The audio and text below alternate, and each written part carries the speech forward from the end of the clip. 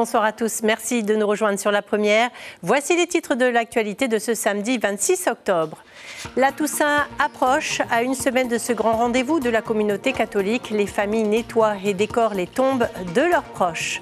Autre événement d'importance pour l'Église catholique aujourd'hui, le diacre Marcel Théaï a été ordonné prêtre ce matin à l'église Mariano Tehau par l'archevêque Jean-Pierre Cotenceau.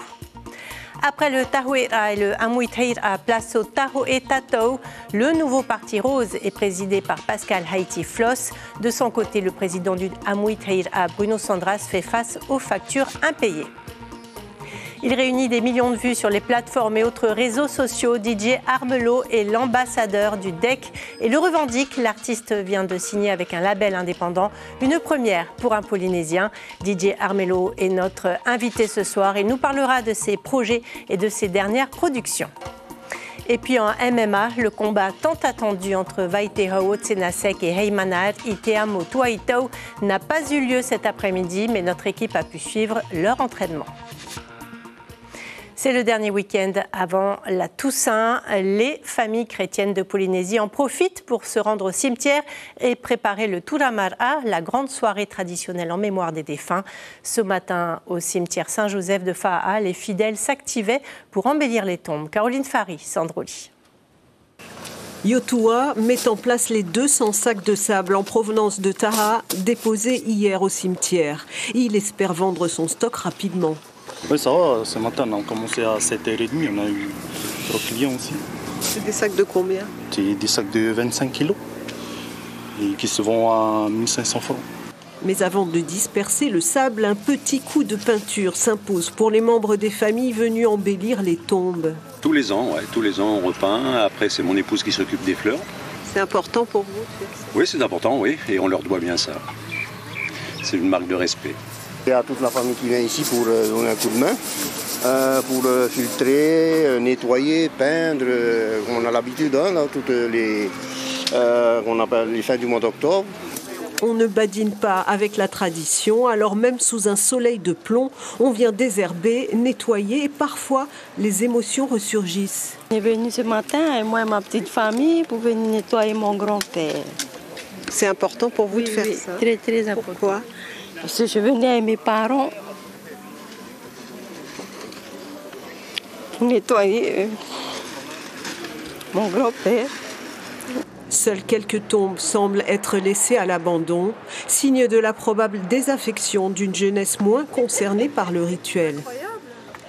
Le message, c'est de revenir et de revoir un peu ces défunts. Il faut nettoyer. Bon, c'est le souvenir parce que en partant, ils ont quand même laissé des biens. Et donc, le retour, c'est qu'on vienne les rencontrer et puis qu'on entretienne les tombes. C'est un juste retour des choses. Exactement, et beaucoup l'oublient aujourd'hui. Les anciens continueront d'honorer leurs disparus, chaque année dans le recueillement, la prière et toujours en musique. Et le diocèse de Papeete compte un nouveau prêtre dans ses rangs. Il s'agit de Marcel Théaï. L'ordination s'est déroulée ce matin à l'église Mariano Tehau, à la mission de l'appel du candidat, à la remise de la patène et du calice, en passant par la prostration. Tous les rites de la cérémonie ont été respectés. James O. Uberliao. C'est la consécration de plusieurs années de formation théologique. À 37 ans, le diacre Marcel Théaï de la paroisse Mariano Tehau accède à la prêtrise. Un moment solennel pour les fidèles de l'Église catholique en Polynésie française. C'est un enfant de la Polynésie et je pense que tous parents, toute famille seront toujours heureux et contents de participer à cette messe pour un prêtre de la Polynésie française, un Tahitien. Je suis heureuse d'être là. Quand j'entends tout ça,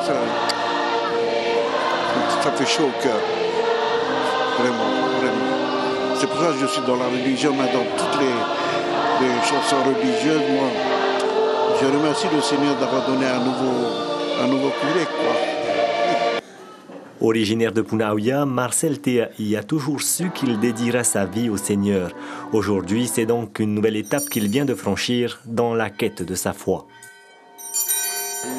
Une grande joie d'abord, et c'est surtout 8 années de persévérance, de prière, et surtout de soutien avec les personnes qui m'ont entouré.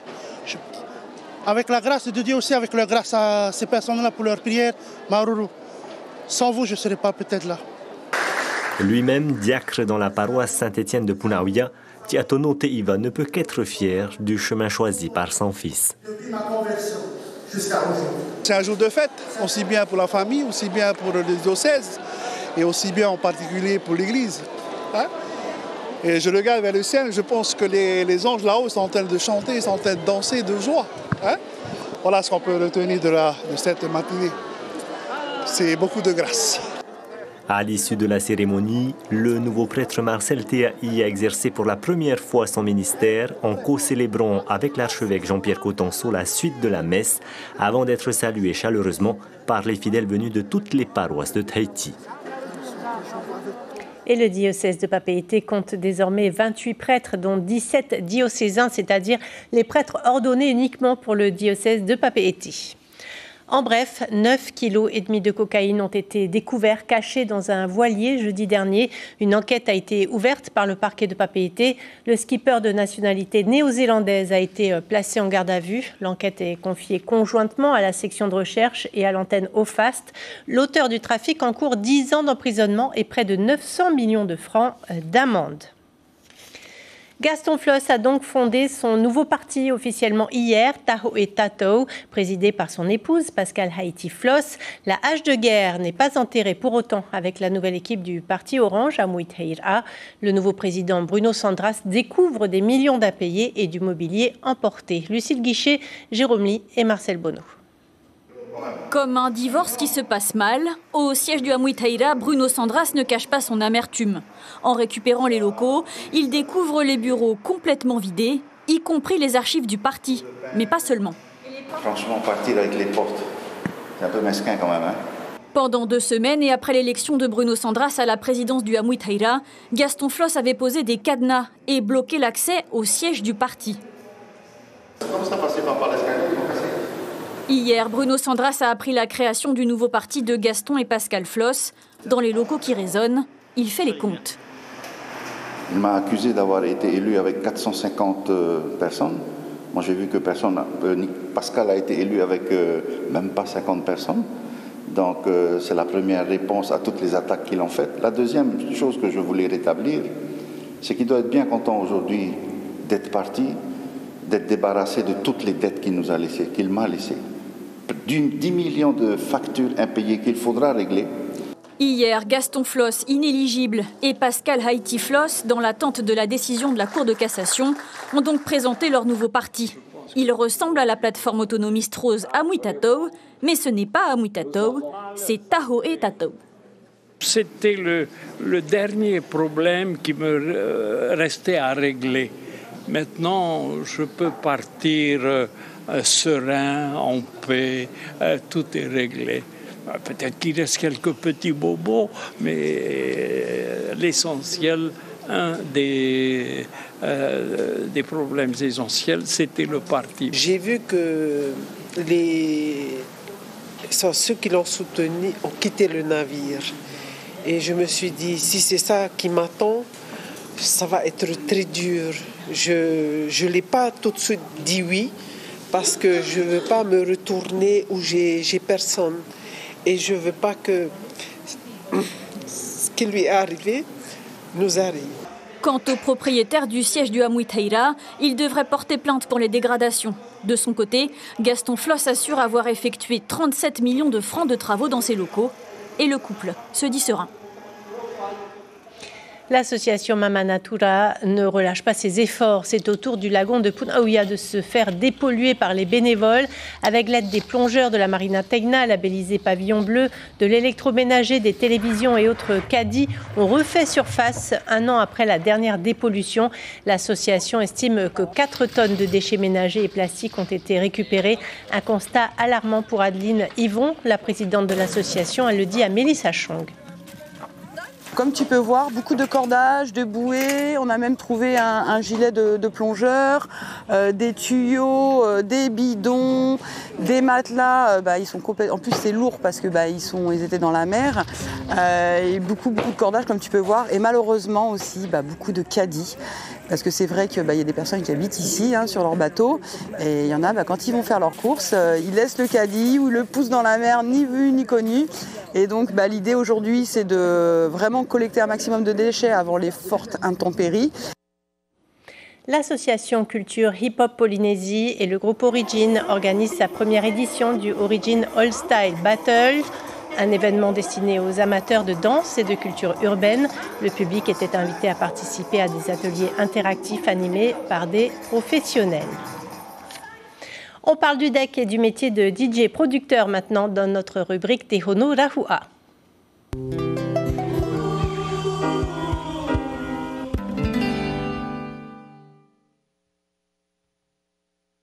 Hey, Chiquita, je sais que t'as déjà kiffé, c'est ça qui fait la musique. Ça t'est dans tous les quartiers. Oh maman, mamma mia. Ouh là là, oh maman, mamma mia. Wahai tato in ai te muta. No pate te, no mateia. Te vira ato a te miti. Te eijo no waya u. Elle est où Tati? J'appelle Assista. Hey, ouais, c'est où le trip? C'est là, j'appelle Tonton. Eh oui, Tonton, j'appelle Tati. Elle est où Tati? J'appelle Assista. Hey, ouais, c'est où le trip? C'est là. Hey, let's go. Bonsoir DJ Armello, merci d'être avec nous. Merci d'être avec nous avec vos platines. Vous avez fait vos armes au conservatoire de Tipège, oui. Et maintenant, vous jouez dans les plus grandes discothèques, notamment de Montpellier. Est-ce que les Français aiment le deck? Bonsoir madame, merci de me recevoir. Oui, c'est vrai que je peux commencer par une anecdote. Il y a 3 ans, quand je suis arrivé en France, on m'interdisait de jouer des morceaux deck dans les clubs français. Et aujourd'hui, les clubs français me demandent d'organiser des soirées du Pacifique, de mettre du deck dans les clubs. Donc oui, c'est une belle avancée pour le deck en Europe. Vous dites qu'il y a 2 formats de deck, le deck sale et le deck mainstream. C'est cette musique-là que vous voulez défendre?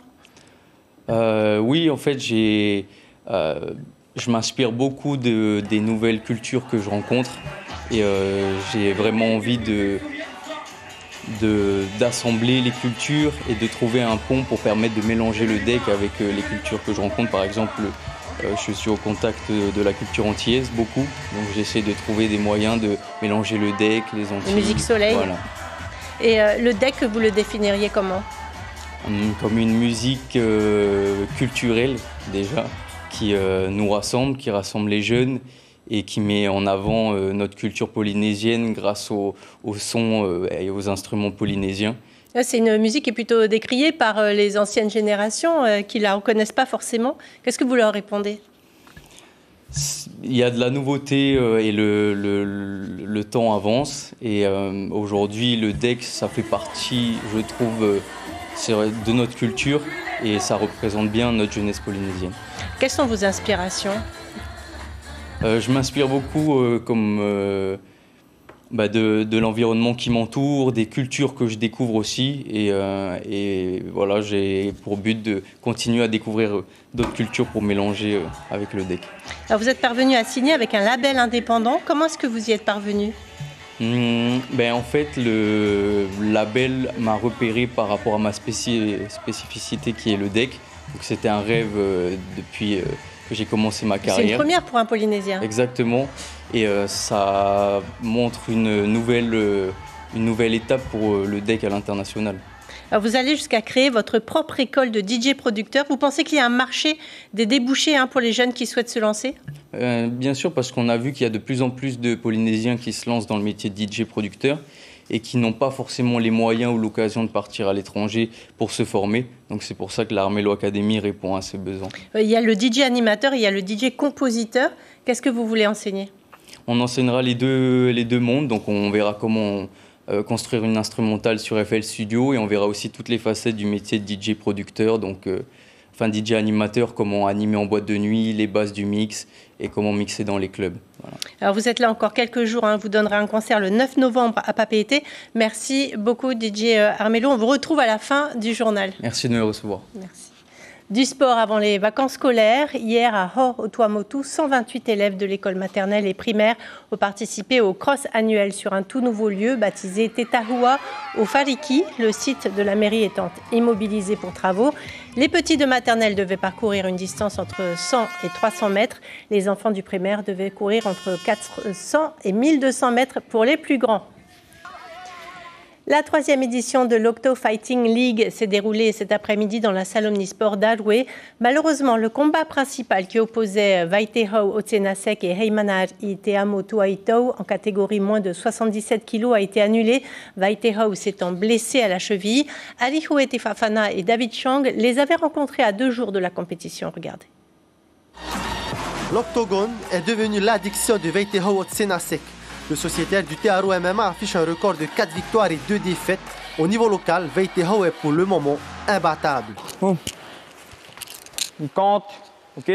J'ai vu son contre arriver, j'ai fait le trait de buste. Sa vision du combat et son agilité au sol lui ont valu des arrêts au premier round, des qualités de combattant qu'il partage en J-2 de la compétition. Ça part du sol. Je pense que ça sera un combat assez disputé, mais qui va se jouer dans la tête. Et je pense que c'est là que je vais réussir à tirer mon épingle du jeu en nos troubles. On a toujours le facteur X. On ne sait jamais, il y a toujours un mauvais coup qui peut passer, un beau coup qui peut passer. Et comme sur Léon et Kamaru, dernière seconde, dans la tête et KO. Heimana Iteamo Tuaitau a quasiment le même palmarès, 3 victoires et 1 match nul. C'est au sein du club Sphère MMA qu'il fait ses armes. Pour lui, l'heure est au grand rendez-vous. Ce combat sera sûrement le plus difficile de sa carrière. L'objectif est de laisser le compteur de la défaite à 0. On voit que quand il saisit, il y va à 100%. Et que ça, il va falloir faire attention de ne pas trop rester à côté. Je vais essayer de ne pas aller dans le point où il est fort et de le garder là où je serai peut-être meilleur que lui.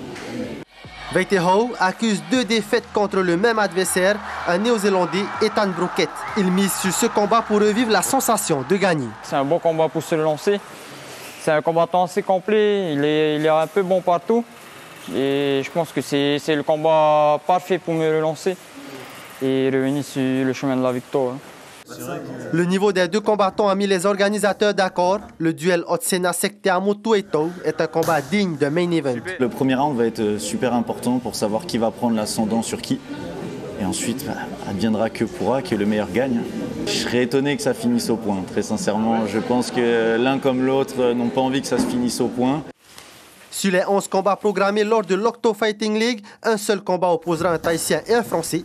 Imadiel Stelmarsik sera opposé à Heyar Hiroi. Comme un parfum de Hawaii Kinui va au musée de Tahiti et des îles cet après-midi. Dans une conférence intitulée Tepuna o Te Va'a, Tamatoa Pérez a tenu à rappeler les grandes valeurs du Va'a. Plus d'une 50aine de personnes étaient présentes lors de la première projection d'un documentaire sur le sujet. Le Va'a polynésien pourrait faire l'objet d'une candidature au patrimoine mondial de l'UNESCO. On écoute Tamatoa Pérez. Toute la population qui est derrière faisait un seul. C'était ça, en fait, la force, l'énergie. On a parlé de Puna. Puna, c'est quoi? C'est la source. T'es Puna au Tahiti, t'es Puna au Tautira. C'est pas donné à n'importe qui. Ça veut dire qu'à un moment donné, voilà, ça vient de la source, de la souche, de la famille, des anciens. Le papa a décidé que ça y est, ils sont prêts à ramer, ils sont prêts à défendre. Mais pour les ça veut dire qu'ils ont fait la prière, toute la communauté, tout le village, pour pouvoir pratiquement introniser une personne en tant que dirigeant d'une équipe. Ce n'était pas un club, c'était une équipe, c'était un village, c'était une communauté. C'est toutes ces valeurs que j'ai voulu montrer aujourd'hui, démontrer. Voilà, interview signée Hubert Liao. Un moment de joie haut en couleur était organisé dans la commune de Mahina aujourd'hui. Cette Color Run a réuni 300 personnes des quartiers sur un parcours de 3 km au départ de la Pointe Vénus. La Color Run, vous le savez, consiste à projeter des poudres multicolores sur les participants, vêtus de blanc bien sûr. Écoutez les réactions des participants au micro de Sandroli. Super sympa, un très bon moment avec les copines, beaucoup de fun, trop sympa, vraiment. Très bonne ambiance. C'est la première fois que vous faites une color? Oui, première fois, et pas la dernière. Alors c'était bien? Oui. Ouais. On a aimé les couleurs. Hein. Comment ça s'est passé pour vous? Vous étiez arrivé parmi les premiers, hein? Oui. Ouais. On n'a pas carrément arrivé premier, deuxième. Et la formation principale de ce journal, c'est la préparation des familles à la Toussaint, même si vendredi 1er novembre est la fête de tous les saints et samedi la fête des morts. C'est vendredi soir qu'aura lieu le Touramara, ce moment de partage en mémoire des défunts. Ce soir, ne manquez pas sur notre antenne les finales du concours Voix des Outre-mer en Polynésie, mais aussi en Calédonie, c'est juste après ce journal. On se quitte comme promis sur les prestations de DJ Armello. Belle soirée sur la première et à demain. They wanna know. Yeah, yeah, yeah. They wanna know. Yeah, yeah, yeah. They wanna know. Yeah,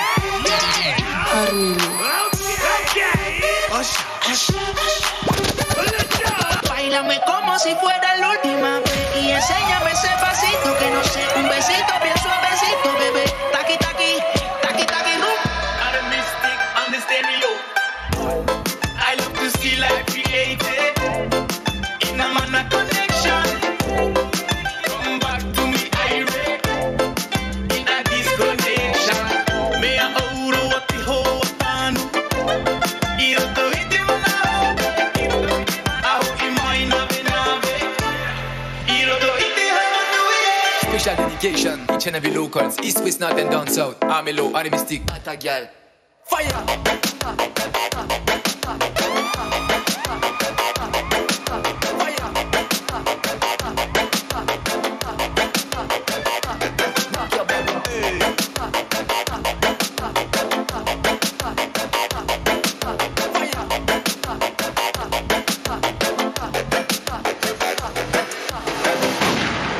Armello.